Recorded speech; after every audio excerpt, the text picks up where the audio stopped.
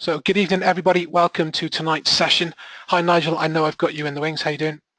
Hi, Jay. I'm here. Excellent. That's good. I know you've been out enjoying the sunshine. Did you take any pictures today? Not one. Not one, but you did walk 20 Nope. miles.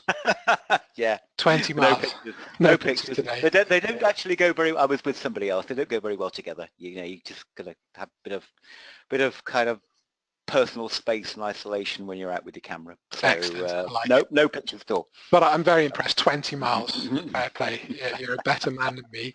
I'm not sure I could do 2, but we'll see. So Nigel, before we get going, obviously... I won't make any further comment on that, Jay. Oh, you know what I'm like. You've been me there. I've been there where you haven't been able to get me. So no, I'm sure I can walk further than I've had in the past, but probably still no. I always send Sam with you. Mountain Man Sam is the one to film with you, mate. Nigel, before we, before I hand you the screen and we get into the continuation of the composition theme that we're looking at over the last few weeks, just for people, if it is their first webinar, tell them a little bit about you, how you got into the landscape photography, and of course how they can interact with you.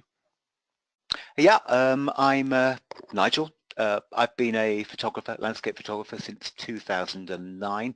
Well, actually a long time before that, but I left photography for a long time. I first worked in the 80s and 90s. Did other things really with my life and got back into it. Based near Brecon, middle of the Brecon Beacons, so it's a good spot to start off with photography. Worked for Welsh Government, obviously been with the Photographer Academy for, what, 5 years now? Something like that. So fair range of clients, mainly public sector, and my big thing is teaching photography. Most of what I do is teaching groups, individuals, both in Wales and in other places as well. So fairly diverse, fairly spread out. Excellent, and obviously you have a huge range of workshops available, everything from your group workshops to your one-to-one tuition. I do. They're all on the website. Not quite sure how I mentioned that, but yeah, they are on the website. There's a full list of workshops for both 2017 and 2018. Brilliant. Well, I'll be sharing all the links with everybody through the chat panel as normal, how to find that, and obviously in their follow-up email. Nigel, I'm going to send you the screen, so it's coming over to you now. I'll let you know when we can all see it. It's coming over now. Okay, so show my screen. I think I pressed a little button. Yeah, hopefully that works. I've got your full presentation in full mode. I can hear you loud and clear. So guys, before I hand you over to Nigel, we do want you to interact with us. So any questions that you have for Nigel, please use the question panel. I will feed those through where appropriate, and as always, we've allowed plenty of time at the end for your questions. Nigel, it's all yours. Thanks. And continuing what Jay mentioned as well, I've got natural breaks, and I'll mention within the presentation where it might be a suitable time for me to answer any questions. So I'll mention this as I go through. So thank you all for attending tonight. I gather there's quite a number of you, which is great. This is a continuation of the webinar I did 2 weeks ago, which was about composition in landscape photography. What I want to try and do with this one is pick out themes, themes you can pick up, themes you can develop, compositional themes, and hopefully it will help you to develop your own style in photography as well, without necessarily want to, replicate or duplicate what I'm doing. It'll hopefully help you think about the way you can develop your own photography. So without further ado, this is just a list of what I'm going to include within this. I'm picking out a couple of particular aspects of composition using foreground and composing a highlight for highlights, which is a particularly prevalent part of what I do. So I'm going to start off with, so it's a bit more of a continuation. Anybody who saw the first webinar 2 weeks ago on composition probably will recognize this style, because I've used it on both. That's deliberate really, because it is designed to continue for the first one. So a fundamental starting point when you're looking at your photography, are you primarily looking at location, or are you primarily looking at image style? Are you looking, for example, at the examples I've got here, the line of trees, the curve in the sand, the backlit wave, for things which interpret in photographic form? So you're talking about color, shape, line, form, all those things, or you're primarily looking at location, as in the case of, for example, the one of the Brecon Beacons, middle of the left-hand side, or the one in Gower, Three Cliffs Bay, which most people who know Wales, knows those locations, will be fairly familiar with. Now, there's no black or white here, coin an expression, but it's about what your priority is as a photographer. Many people, their priority is to go to locations that they are familiar with and take them as well as possible.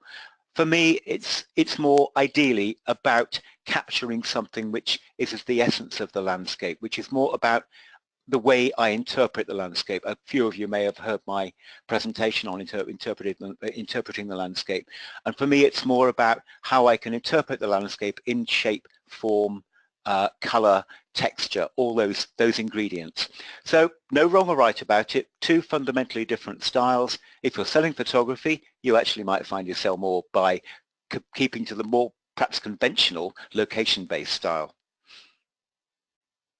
So identifying abstract form, you can see that these images are made up of a very few simple colors, shapes and lines. I'll be expanding more on this throughout the presentation. So the one at the bottom left-hand side, for example, two colors, vertical lines of the larch trees with the leaves, the reddish leaf cutting across with the odd twisty, sinuous looking branch cutting through them. So it's a very much a pattern. It's a picture of some larch trees, it's true, but it's very much a pattern. All these, you can see there are very few ingredients in them. There are one or two colors, a few lines, a few shapes, which hopefully you can pick up and see that these are very, very abstract. Doesn't matter where they were taken, but it's about the visual impression they make. I've always thought the one with the larch trees would actually make a good wallpaper pattern. Not achieved that yet. So, a few comparisons now. I appreciate these are not entirely landscape photographs, but I've selected them because they illustrate the way in which you can think about composition and apply them in different situations. So the two examples at the top, for example, very strong perspective, perspective lines leading to a single background point. So that can apply whether it's an urban square, looking through the sun coming through the trees, or in fact a person, a woman planing a piece of wood. Composition, the construction of the image is pretty much the same. Strong perspective leading to a single point. The two on the right-hand side, the picture of Castell Coch, castle just north of Cardiff. Two main features, top left, bottom right, bisected by a diagonal. Likewise, the image alongside it has got two people picking up a plank of wood. I've used the same compositional construction. You'll see the same effect used in the bottom two images, the bottom two sets of images rather, with the single curve and with the ones on the right hand side, the fern and the waterfall and the pumpkin of the person doing the gardening. Foreground feature against background feature.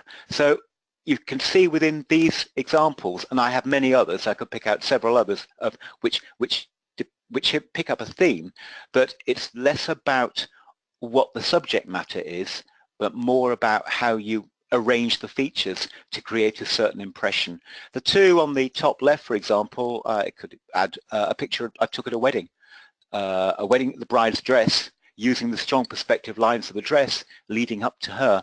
So you can use that in that style in a variety of situations. So start to think in terms of how you're constructing and composing images and how you're using the elements to create effect, shape and effect, rather than I am taking a picture of people holding a piece of wood or the sun coming through trees. You're using the same idea. Other examples, the two on the left-hand side, one is a viaduct, one is a greenhouse roof. Now you can see that in fact, in terms of the composition, they virtually replicate each other. A strong diagonal running top left, bottom right, with supporting diagonals leading up to that diagonal running through it. Likewise, the two on the right-hand side, one's the Dolomites, the Alps, Southern Alps, Italian Alps, which you've never been. It's a great place to go. I'd strongly recommend it. And the other one on the bottom, a bit closer to home, Tintern Abbey. The only difference between the two is that I've used a long exposure with the Abbey, but fundamentally the image is the same. Single central feature pointing up into the sky. deliberately very centrally placed to maximize impact on the feature.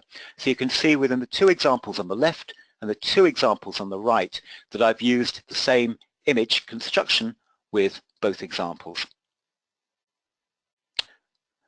This goes into individual ideas in composition in a little bit more depth, and I'm going to explain these in quite a lot. You can see there's quite a lot more detail with quite a few image examples that I've used. Jay, at that point, have you got any questions on the introductory element of it? The only question that's come through so far, Nigel, and I'm not sure if it's going to be part, but somebody's asked specifically about filters and whether you use a 10-stop filter or not. Yeah, for the long exposures, at least 10 stops. For example, if I go back to the picture of Tinton Abbey at the bottom, the clouds were not very quickly moving. That needed about 2.5 minutes. Now in broad daylight, 10 stops won't be enough. So to even at something like X16 at 100 ISO, you'll only get about 30 seconds, roughly, maybe a minute, out of a 10-stop filter. So in fact, you'll probably need to use maybe up to 15, 16 stops, which can either be achieved by adding two ND filters together or getting what they call a super stopper or a particularly dense one. And is there an average exposure time for those, or does it vary? Depends on cloud movement and it depends on the effect you want. In some situations, the cloud movement is very, very slow, in which case you'll probably use a longer exposure. Quickly moving clouds don't actually need all that long because clouds do or can move very, very quickly. But also, if you do it too long, you can flatten everything out. So there's an element of prior experience and trial and error, really. That's actually, in truth, those questions are more about long exposure photography as opposed to composition. So I wouldn't tend to go too much into that in this. Okay, and the only other question I've got then at the moment, are there any focusing adjustments that need to be made when you're using the big stoppers? You have to use manual focus because the camera can't see through it. So if you're using a mirrorless camera, I think it's okay.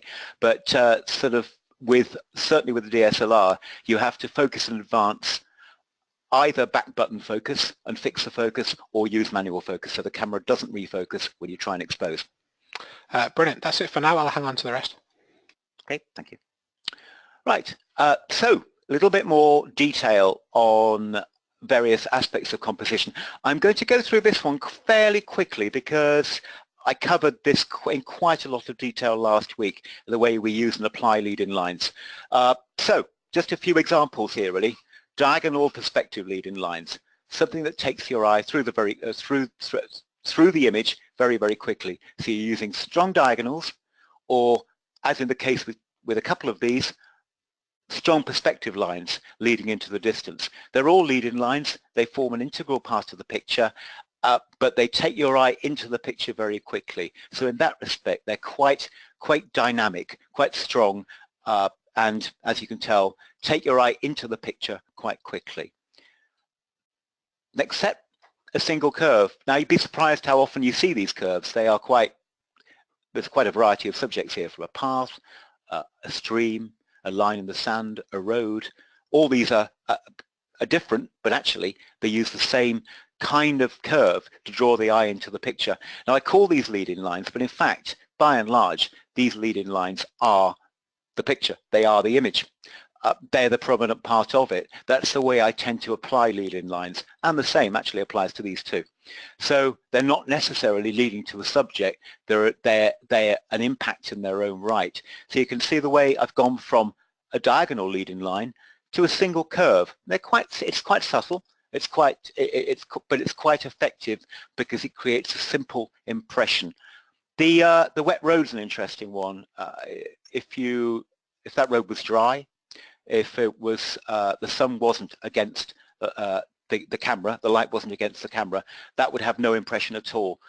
So try and look for wet surfaces. Wet surfaces are very good when they're backlit. So if you can look for whether it's a road or a path or a river, backlit in particular with the light against, it really picks it out quite strongly. Meandering lead-in lines. So these take the curve a little bit further. As in the previous ones, the lead-in line is very much the image as opposed to being a lead-in line to a subject. So whether it's a path, a river, a line in the sand, I'm still using the lead-in line to take your eye through the picture. As you can tell, there's a very different visual effect with those, as there is with those, very direct, very immediate, whereas these are, more static, more gradual, peaceful, restful, whatever expressions you want to use really. So as with most of my images, and it's probably something worth pointing out, all but the path pictures there are backlit. And I use backlighting a lot because backlighting increases contrast. So effectively, when I say backlighting, I mean shooting against the light. So the increases contrast, and you get a very different effect with a rather flat effect you would get shooting with the light. And finally, on lead-in lines, a series of features. Rather than having continuous lines, effectively something which implies lead-in. So whether it's a line of posts, as in the case of the one on the top left, a shipwreck, or a path, a series of rocks, all these effectively perform the same function of taking your eye through the picture and leading your eye to it, but these are more of an implied one rather than being a solid line. Now, with the two at the bottom, they lead to a subject. That subject could be very large in the frame, like the visitor centre. It's actually a Leslie Coast path, or quite small, but because it's located the one on the bottom right, which is I'm not quite sure what it is, to be honest with you. It's on Loch Etive in Scotland, and I'm not quite sure what that is in the distance. Basically, it almost seems like a mini foundry or a mini, but there are a series of pipes or chimneys, so I'm not actually quite sure what the structure is. But it's still quite a prominent feature in the background, even though it's quite small in the image, because the line of rocks take your eye through to it. So as you can tell, you can also use a series of features to take your eye into and through the image as well. Any questions on that section, Jay? Or is it a bit long? Bit quick for a break, probably. Most of the questions we've got are sort of general ones now, Nigel, so I'll hang on to them for a second. That's fine, okay. Right, using the thirds. No doubt hopefully most of you have heard of the thirds. Effectively, if you imagine the old, anyone remember noughts and crosses? That game you had to be really useless to lose that. And if you think about one of those intersections, the four intersections, two at the top, two at the bottom, where the two thirds intersect. Well, effectively, convention is that you use approximately one of those points in the picture to place your main subject, if your picture's got a main subject. So effectively, painters, artists of all sorts have recognized over centuries that this actually leads to a conventionally balanced picture. Can be a little bit static, but conventionally balanced, and effectively what you're doing is creating context for your main subject. So as in the case of the example of the tree in this picture, for example, I'm using the tree to draw your eye into the background. It's a prominent part of the picture, but it's drawing your eye through the landscape, obviously aided by the shadow lines as well. So, conventional rule of thirds pictures, as all in these examples, whether it's a bridge, a tree, a rock, anything else, it's conventional, and you're using the main subject to create context and draw your eye to a wider view. So if you look at the two, for example, picking two of these out, picture of the Severn Bridge, top left, and the picture of the tree, the dead tree in the Oilsea rape field. Effectively exactly the same composition. The only difference being is that the sweep of the bridge creates a diagonal in the bridge shot, whereas that doesn't exist in the other shot. But you can tell that compositionally they're very, very similar. A single point, a single vertical feature acting as the main subject, as a lead-in, on the thirds rather. So these rule of thirds applies, but a bit more complex. This two main subjects. So each of them are set up on the thirds, top left, usually top left, bottom right, but you can tell I've varied this a little bit. So effectively, I've set them up on a diagonal each subject on the third. Hopefully one impression you can get from these images that they're all very simple. None of them include many elements or features, one or two. And I try and apply that with most of my photography, whether it's a single texture in the foreground, whether it's a single feature in the background, or whether in this case it's just two features. And that's a very important aspect of simplicity in composition. It is about being very selective what you include and what you exclude in the frame. So fundamental question to ask yourself is, why am I taking this picture? And how can I use composition to emphasize the reason why I'm taking this picture? And it's all about whether it's a texture, whether it's an individual subject, it's all about placing emphasis on that, and that is about simplicity. Looking it through the viewfinder and saying, actually, do I need that in the frame? And if it detracts rather than adds from the composition, then whatever means you need to do, whether it's the point of view, whether it's how much you zoom in, for example, then be selective, be very selective about what you include and what you exclude. This one, just a few examples where I wouldn't be using the rule of thirds. So the top two images, I wanted to effectively use the foreground simply as a base for the picture. So it simply acts as a base for a single main feature in the center. And everything about the composition of those pictures is drawing the eye towards a single feature in the center. The three at the bottom, all in portrait format. If I use the rule of thirds there, effectively I'd be doubling up, say, either to the left or right with empty space, which is perfectly valid in a way, but it detracts from the reason I took the picture. And the reason I took the picture in all these situations is to draw your eye immediately to the main subject, to place strong emphasis on the main subject, draw your eye to it. So using the rule of thirds, adding that space to the side would detract from that.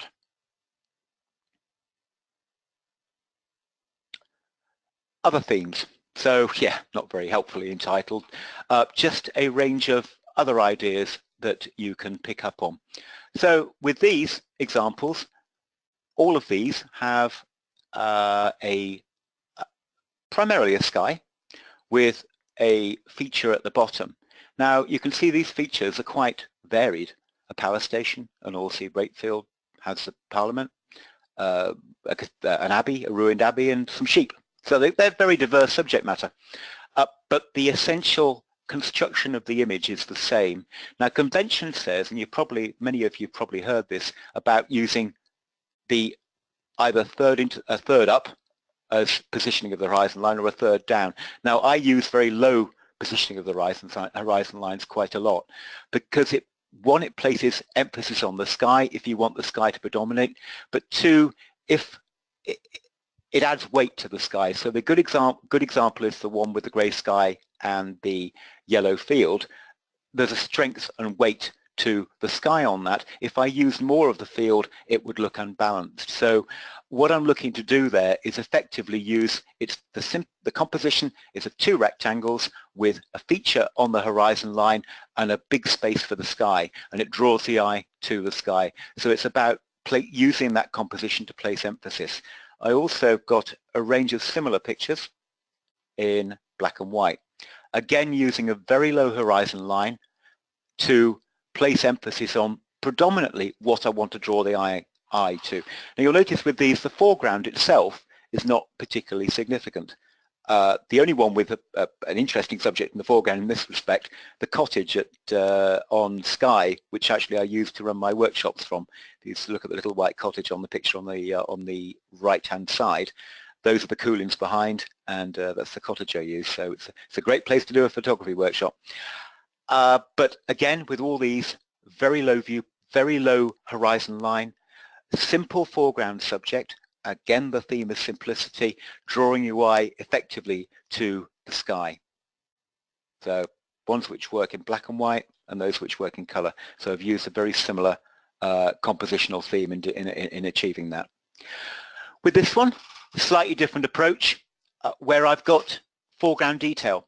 So unlike the others, where the foreground, we go back to them, is either very plain or is not complex, or even actually is completely indistinct.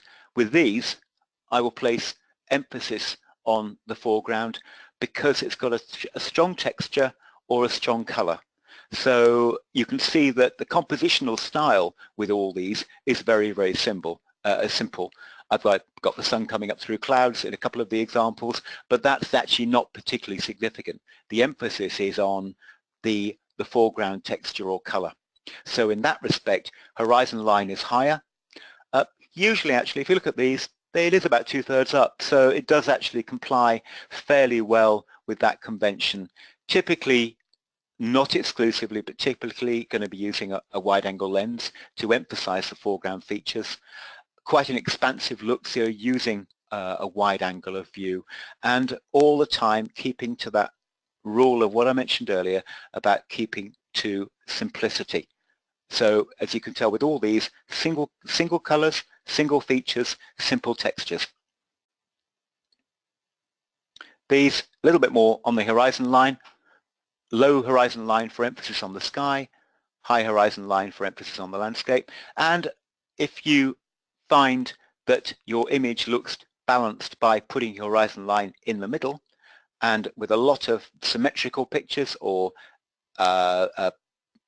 where the emphasis is on symmetry or reflection, then often you'll want to have it right in the middle.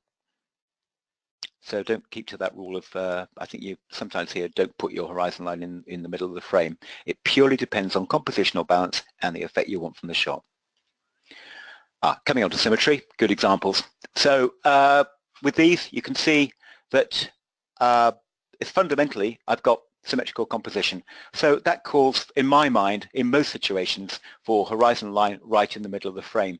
But on each of these, the top three anyway, the mist, the one with the mist and the reflection of the water, the ripple, the swan and the rock, I've got a single feature that adds a bit of asymmetry to a symmetrical composition, and you can tell the eye is instantly drawn to that because it breaks what the eye expects to see. The good example is the swan picture. The swan is very small in the shot, helps that it's white, of course, and therefore adds contrast, but the eye is drawn straight to the swan because it breaks the symmetrical composition. In contrast, the shot taken at Swansea Marina is, as you can tell, a perfect symmetry. So there is, which it helps simplicity, but sometimes I actually quite like to break that symmetry. Can be quite easily done, by the way. The one with the ripple in the water is simply done by throwing a pebble in the water. Don't use a brick or a big stone, just use something small, and it just adds a very subtle ripple.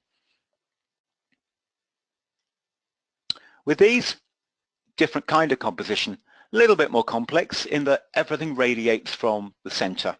So whether it's Big Ben, whether it's a tower at the end of the Tyne Bridge in Newcastle, or the hut up at the end of Penarth Pier, then everything about these radiates out from the center. So this calls for the main subject to be right in the middle of the frame because everything radiates out from that. Now the key aspect to the majority of these, you'll notice they are long exposures. Long exposures will, in fact, I think if I go on to the next slide, no, I beg your pardon, it's not on this one. Long exposures effectively will turn a symmetrical composition into one that everything radiates out from the center because of the movement of the sky. Generally, not all the time, but generally you'll want the cloud movement to be either coming towards the camera or away from the camera because that will reflect the strong perspective lines of the foreground. The only perhaps exception to that example on this one is the picture of the waterfall. The sky was fairly flat, therefore the emphasis actually was on the movement of the water from the waterfall. Also the one taken at it's called the Sage building in Gateshead, you can see that everything radiates out from the center, almost in a spiral effect, which actually reflects the shape of the building. So you've got the perspective lines, the curved perspective lines of the paving, and you've also got the movement in the cloud. On that, by the way, the one with the Sage building, that needed 2 3-stop graduated filters because I was shooting directly into the sun. There was massive contrast between the sky tone and the foreground. Otherwise, it would have blown the sky out. So there's quite a lot of post-processing needed because of the shape of the building as well. Square compositions. Apologies for using that panache pier again. A little bit shuttled quite a lot. Square compositions, very underused.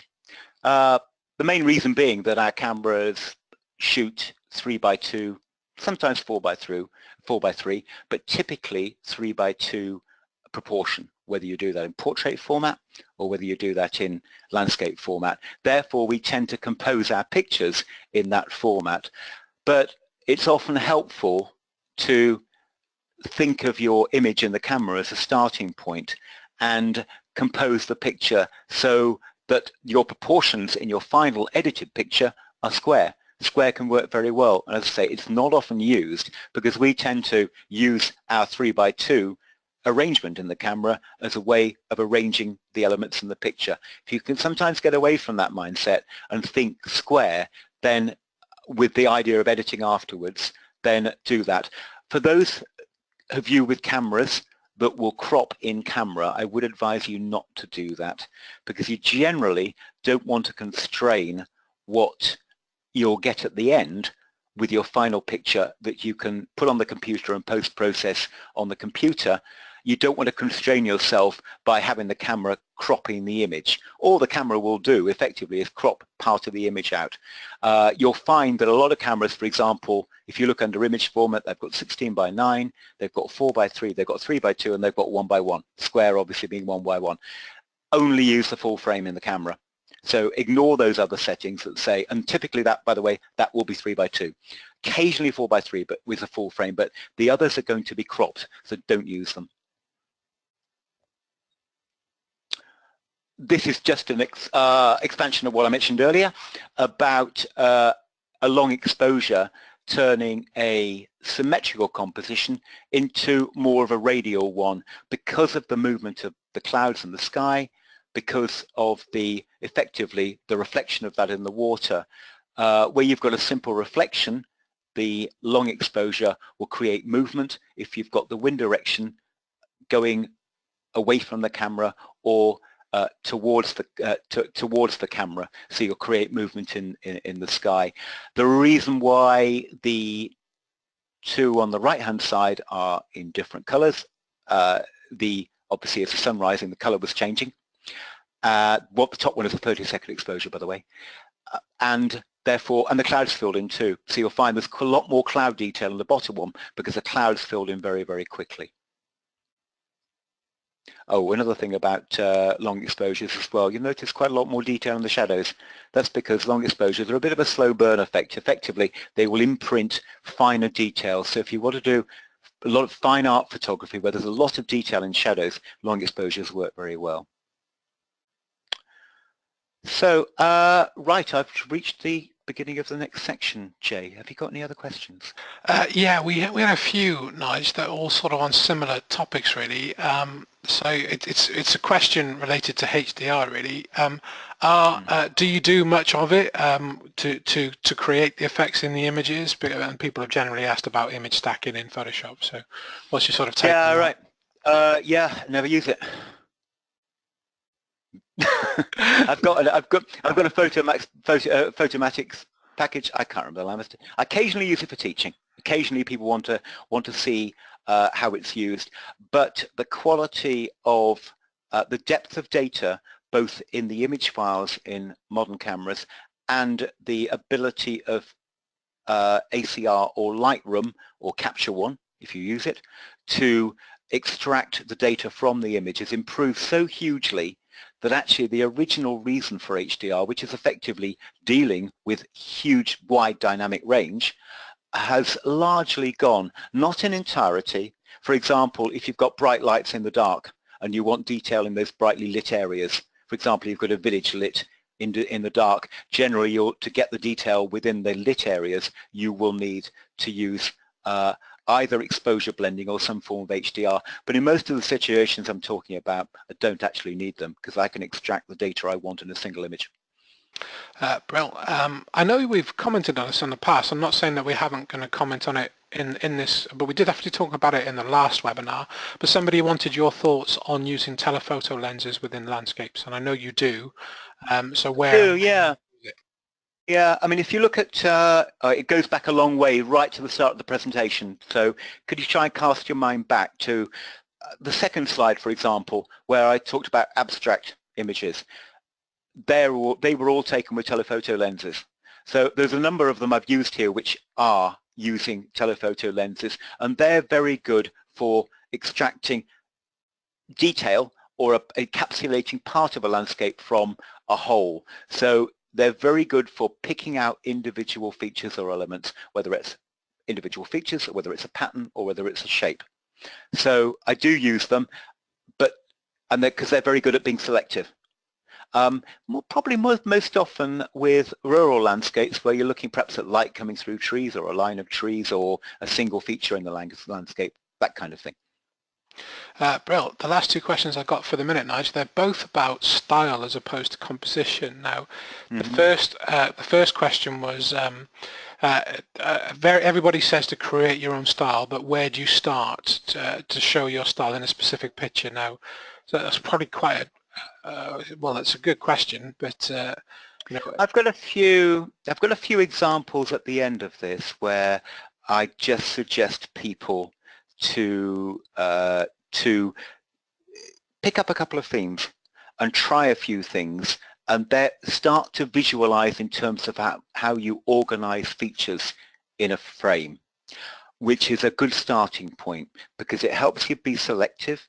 It helps you to identify what you want to include in the frame, be very clear about what you're including, well, be very clear about why you're taking the picture in the first place, and therefore what you're including and what you're excluding from the image. So it's about being selective. Lots of different ways you can try. We all want to have a different style. We've got a different motivation behind taking images.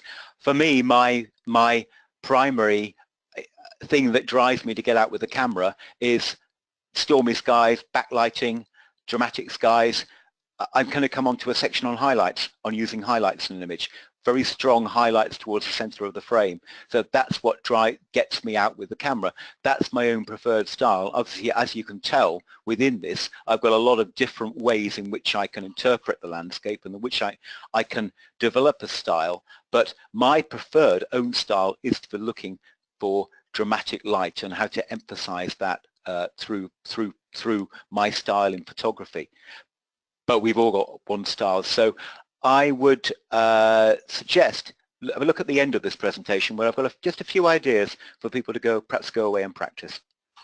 Brilliant. You just actually answered the second question because somebody said we're seeing very many different styles, but what is your preferred favorite type of style? Yeah. So you've just answered. I'm going to come to it. Excellent. Yeah. Right, back to you, mate. Okay. Right. So foreground. Right. Different ways. I think to most landscape photographers, we use foreground quite significantly because it adds impact, creates interest in the foreground. The fundamental thing is being very simple about, as with all the other things I've mentioned, a single color, a single feature, a single texture, as in all these examples here. They benefit massively from being very simple and clear what you're including in the foreground and what you're excluding. Using a low viewpoint, what a low viewpoint will do is emphasize foreground and its relationship with the background. You'll reduce effectively the width of the middle ground. So you end up with a stronger, simpler composition where the composition is more about foreground set against background. Usually these pictures are taken with a wide-angle lens because they are about emphasizing the effect of the foreground.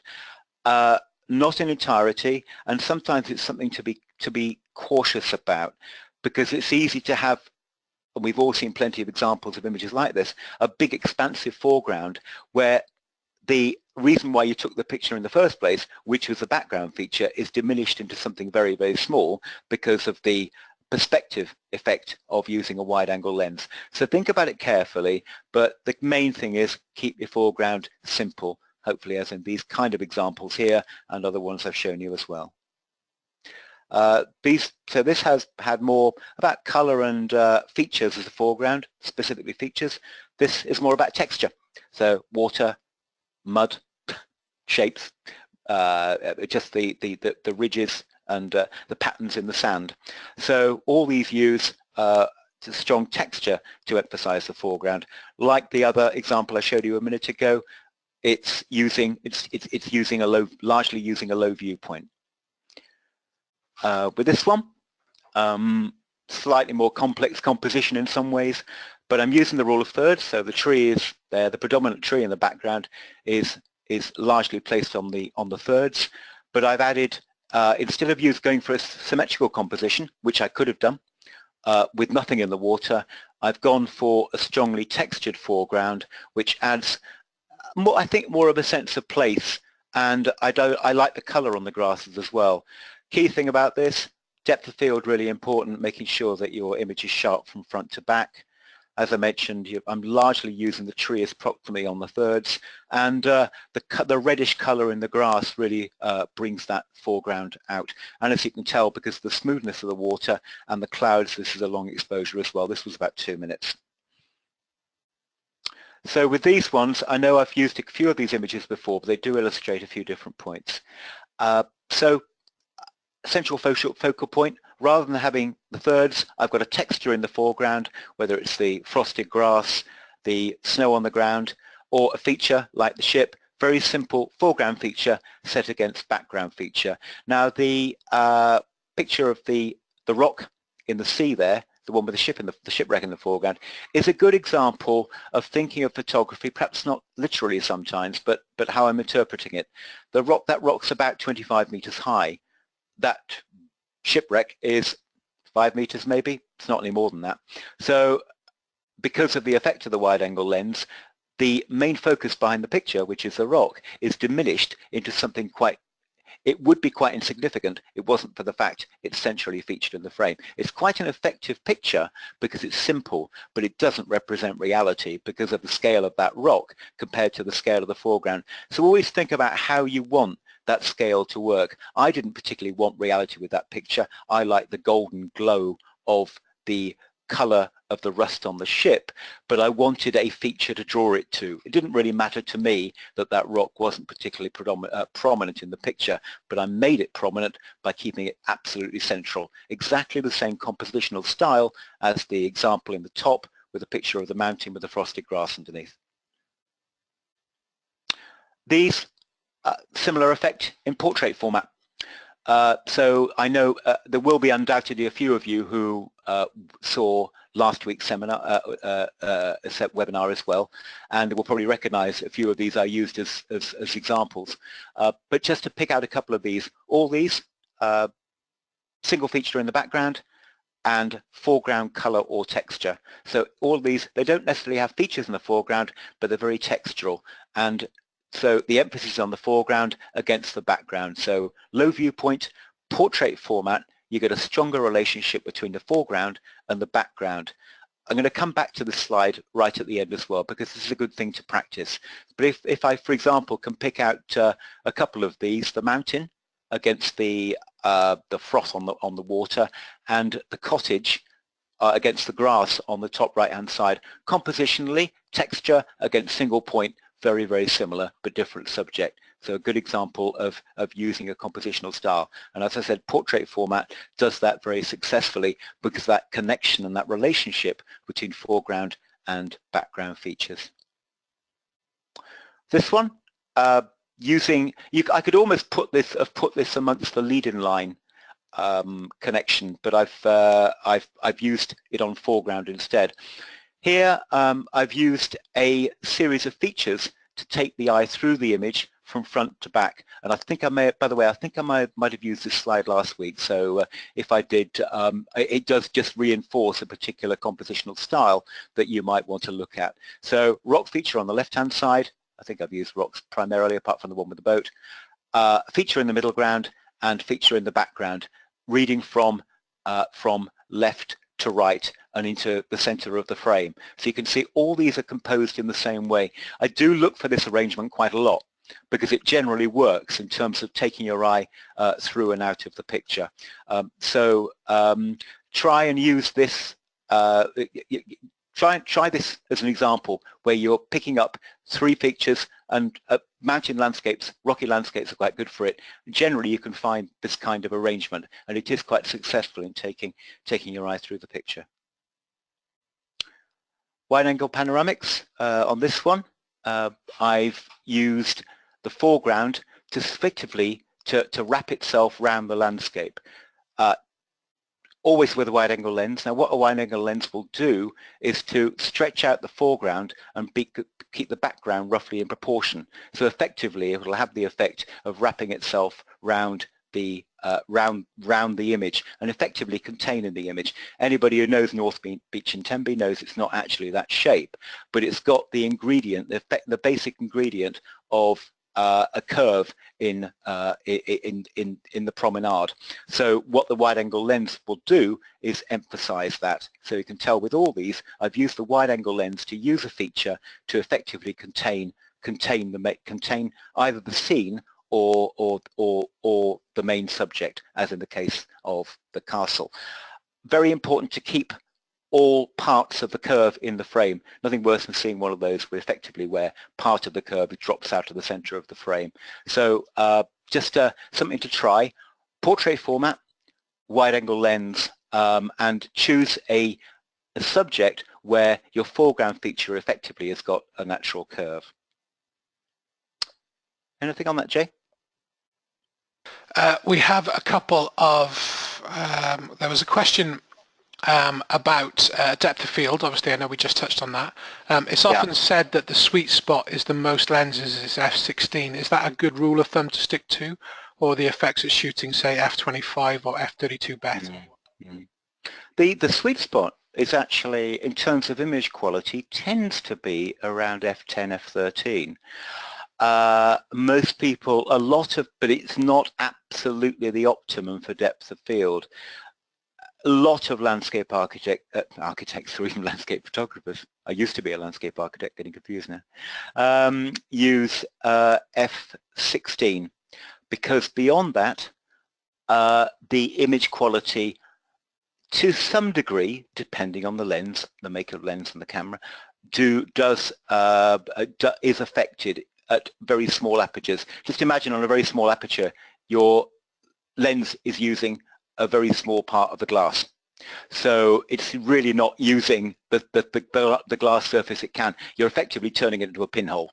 And image quality on pinhole cameras were not great. Obviously things have improved significantly, but still tends to be a color separation, it's got a name. Color separation effect at the corners in particular, and some softening effect depending on the lens as well. So generally I would say, yeah, if you're looking for depth of field, f/16 is not a bad benchmark, and there is a rule about hyperfocal distance which talks about 1/3 into the frame.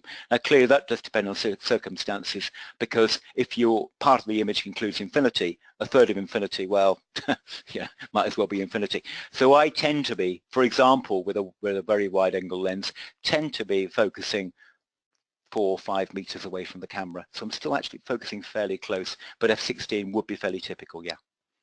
I know the answer to this question, but I think we've been asked it before. So do you ever use, or have you used, a tilt shift lens? No. Nope, you do know the answer to the question. I do, you know the answer is no. yeah, I do, but obviously worth a question, because obviously some people do like them. What's your favorite wide angle lens?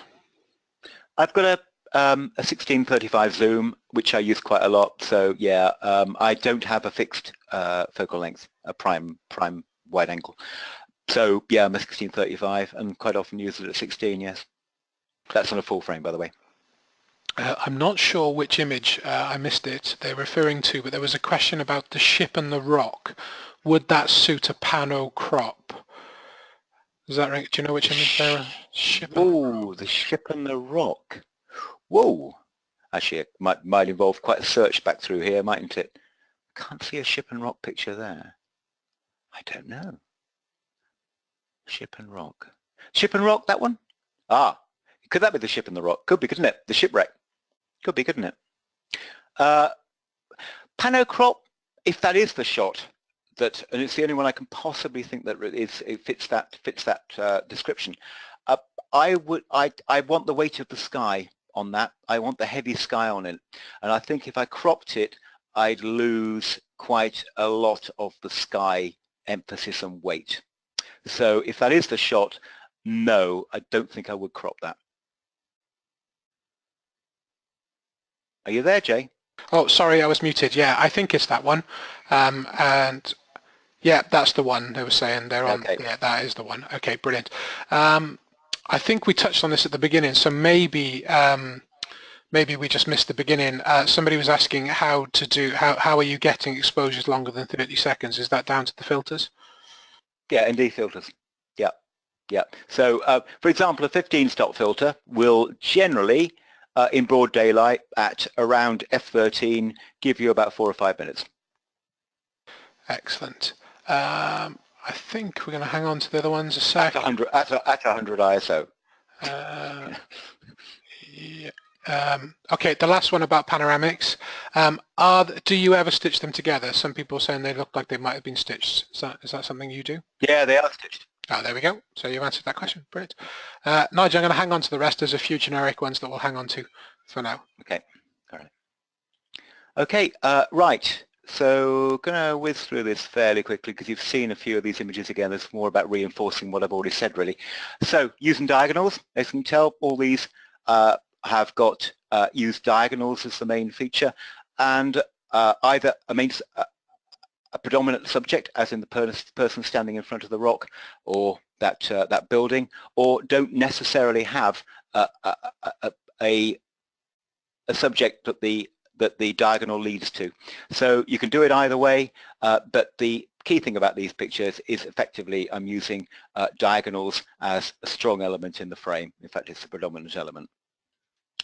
With these ones, mostly pointing up to the sky largely, but all of them use mainly architectural, as you can tell. There's a bit of a mix. A couple of people have shot people shots in there as well, but diagonals again running through the frame. So in different ways, I use diagonals as quite an important part of my photography. You've seen that slide before, using diagonals in a different way, just by using two features, but again set up on a diagonal. So that was very quickly run through that. Highlights.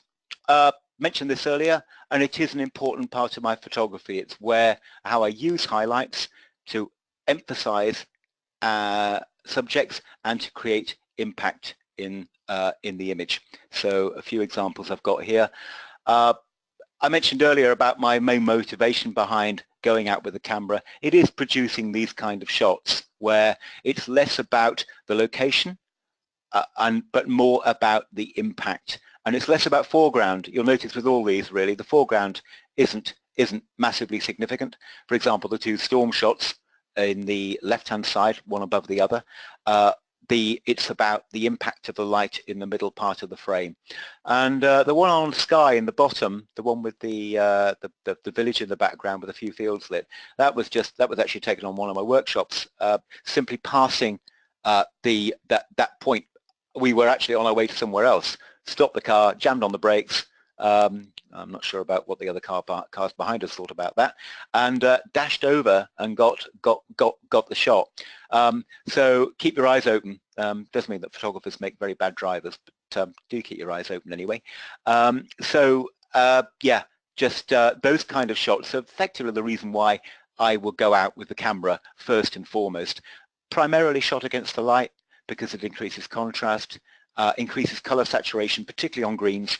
This time of year when the spring greens are coming out and you look at the light behind, it's very, very effective. And dark skies, using a graduated filter nearly always because of the contrast in of the light in the sky. With these, rather than perhaps more of a point of light in the frame, these are more about a band of light in the distance. So it's just caught. It's similar kind of composition, but it's more about dark sky, dark foreground, and the central part of the picture being the highlight.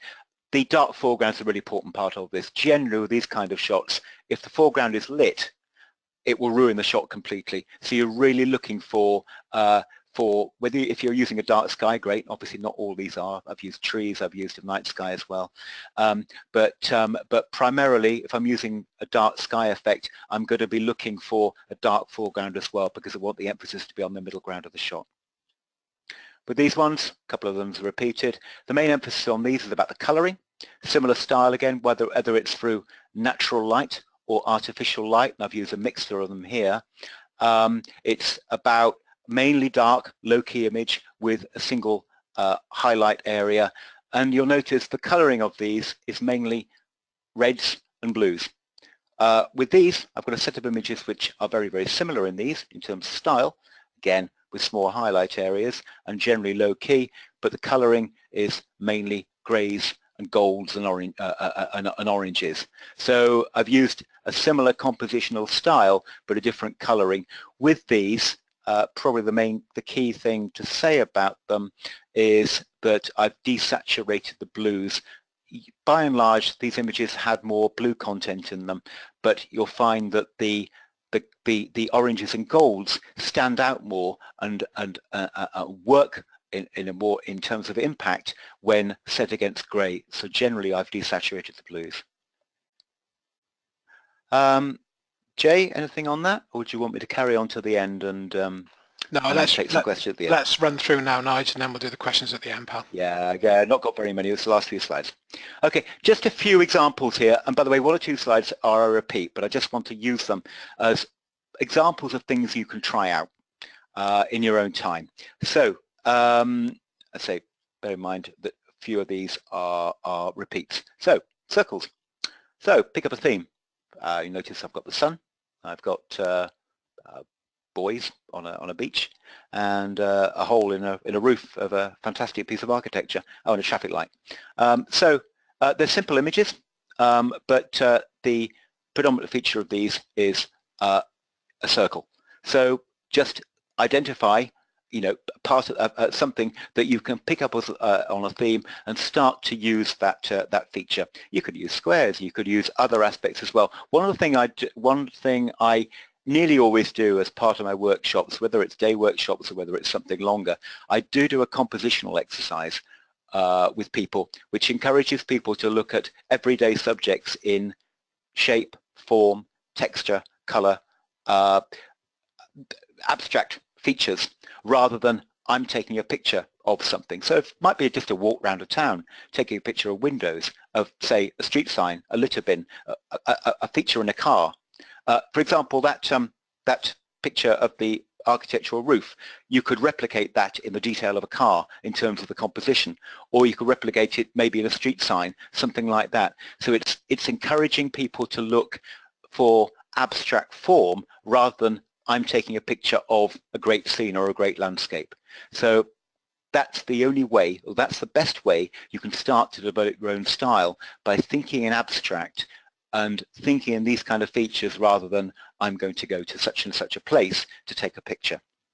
So I've used this one, but it's probably just worth repeating. I used this one last week, but it just shows how you can photograph what is quite a straightforward, simple subject. It's a bank with daffodils on, using varying sun position and viewpoint.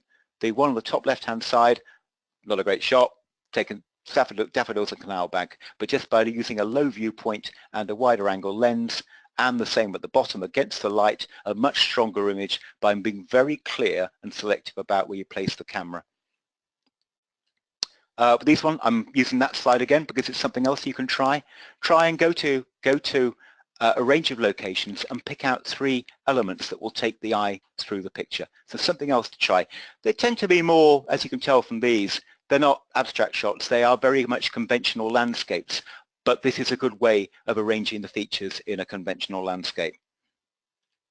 With these, I showed you this one before as well, but this is another very, very good one to try, because actually these opportunities are I wouldn't say they're everywhere, but if you look for them, they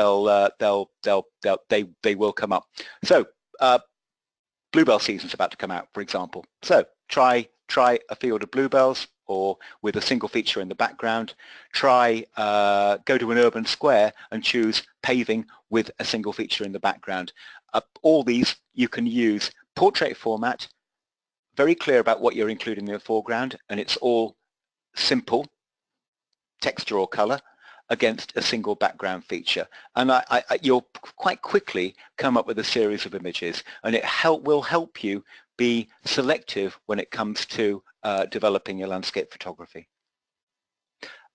This one, worth trying because it places emphasis on the sky. So what I'm using this one for, as I mentioned earlier, is to use a very low horizon line to place emphasis on the sky.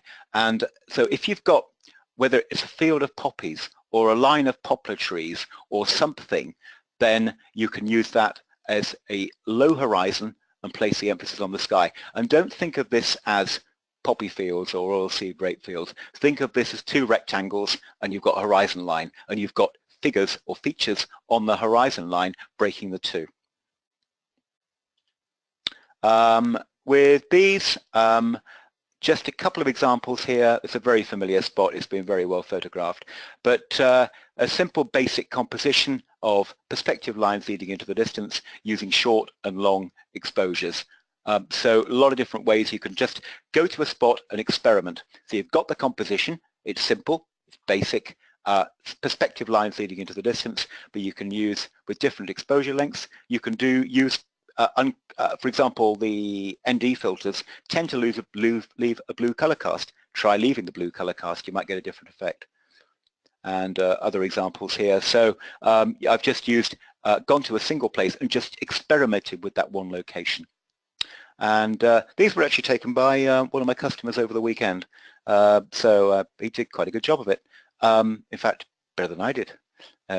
So I've got we went up at dawn, and it just experimented with moving lights, and you can see it's quite an interesting one. Now, convention says you have a lot of moving lights moving a long, long way, and the composition of this is about strong perspective lines. So if you think back to one or two of the images I've shown you before, which use those kind of lines, or a paving pattern, this uses something very, very similar, but it's in you can tell the shape of the curve. But in some ways, the most effective one is actually the one on the top left, where there's a single white line. It's quite interesting that sometimes less is more. So, yeah, think about practicing. This happens to be, if anyone happens to live near Ebbw Vale, this is the new section of the Heads of the Valleys Road. Well, I say new, it's been open about a year and a half, and they've closed a bit of it again, because that's what they do a lot there. They've still not finished it. 22 years after it was started. Yeah, it's a good location from a bridge, so you can tell you can just experiment with, get a strong composition in the first place, and just experiment with it. So I'm always finished the same way. Think in abstract terms rather than I'm going to a great location to take a shot. Pick up themes, and I've showed you a few examples there. Think of creating an image rather than taking a picture. You're not taking a picture of something. You're using shape, form, color, texture. You're organizing features in the frame to create art, create an image. Think of it in those terms. Simplicity is the key. Hopefully I've reinforced that message as well. And as I always say at the end, develop your skills by coming on one of my workshops, which hopefully Jay will explain in a little bit more detail right now. So, by the way, I like that picture. I never have anywhere to put it, so I always put it at the end of my presentations because I just like it. That's brilliant, Nigel, as always. Excellent. Of course, Nigel, we've talked about at the beginning, people, please, if you're thinking about doing anything this year workshop-wise, please, please, please book on a course with Nigel, because this hour is nothing compared to what you'll get spending, a day with him. So, I can't sell him enough. And please contact us. Nigel will always speak to the guys, the members of the Photography Academy. He'll always give you the right price, and the knowledge is exceptional, as the feedback from the webinar's already coming through with lots of praise and thanks for you, as normal, Nigel. Nigel, we've got a few questions that we need to finish off with, not in any particular order, so I'll just run through them for you, mate. Do you favour any particular type of metering mode? Well, Jim, when you say metering mode, do you mean, you don't mean exposure mode? You're talking about whether it's spot metering or evaluative metering. Specifically saying metering now, so I think. Yeah. Okay. Well, I always shoot in manual exposure anyway. To some extent, therefore, I kind of got a reasonable grasp of what I expect my exposure to be, and often don't even look at the meter. So I don't tend to get too hung up on whether I'm using. It tends to be either evaluative or matrix in Nikon language, or spot, one of the two. But usually, because I'm in manual, it's not something of great significance to me, to be honest with you.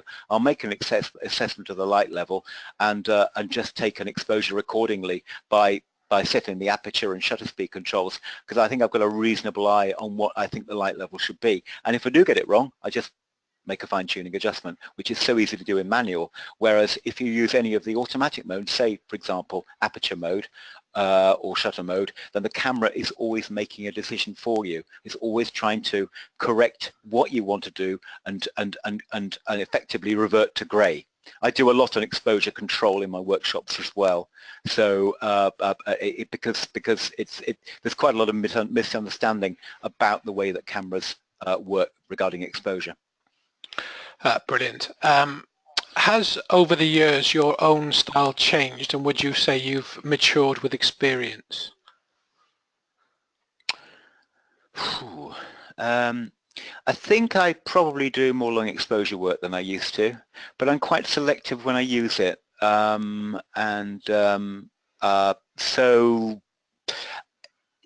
I think the dramatic light thing is still something that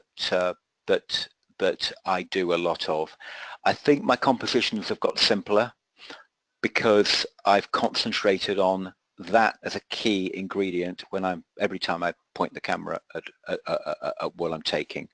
So it's trying to maximize impact either through simple composition or the quality of light I'm getting in the image, by and large, that I've tended to focus on. And hopefully, you know, we all develop as photographers. So yeah, I mean, hopefully that's something that has been enhanced in the last few years. Brilliant. I know at the beginning we talked, or you talked about, obviously the use of neutral density filters. Do you ever use any graduated filters at all? Yeah, all the time. All the time, particularly when you're shooting against the light, and I shoot against the light for a huge proportion of my images because that's where I get the impact. Then in majority of cases, you simply can't do that without a graduated filter. Great. Should I always use a tripod? No. Rule when it comes to using a tripod is, from my point of view, and I'm more than happy to listen to disagreements, is that I use it if I can get the shutter speed and the aperture I want and get the effect I want, then I will do it handheld, because you've got much more speed and flexibility handheld than you get with the whole process of putting your camera up and setting up a tripod. It's all too easy to get into that mode of I must use a tripod because it's a landscape photograph. And I have seen so many examples where in rapidly changing light, people have missed an opportunity because they've been setting up the tripod for the shot. You just get the camera, get the shot. And as I say, if it's strong dramatic light, it's often very bright light. You can often do it, say, at, I don't know, 125th at f13. I can always handhold at that. Brilliant. You talked about in a section not so long ago about desaturating the blues. What's the best way to go about doing that? Do that in one of the color channels in a Photoshop layer. So you go into the saturation layer and it'll allow you to pick out individual colors. And there's two channels, cyan and blue. Pull them down. Brilliant. Easiest way to do it. Obviously, we asked you the question earlier on about HDR techniques, and obviously you don't. But do you ever need to blend 2 or 3 exposures together if there's an absence of neutral density to correct the exposure? Very rarely. There are 1 or 2 exceptions. Sometimes, particularly in humid conditions, graduated filters can mist up really easily because of the coating they put on the filters. So often they become unusable. So in that situation, I will take the filter off, take 2 exposures and blend them together afterwards. It's more work, but better than having an image than having one which is wrecked by mist or humidity or haze on the lens, on the filter rather. That's one example. Often in nighttime photography, you'll need a different exposure for the foreground than you will for the sky. So nighttime photography is one where generally it's often a good effect to take a longer exposure for the foreground than you would need to do for the sky. So you're using 2 different, you're blending 2 images then as well. You kind of just answered my next question. Does Nigel do long exposures at night? So the answer to that is yes, I guess. Yeah. Brilliant. Can you use graduated filters handheld?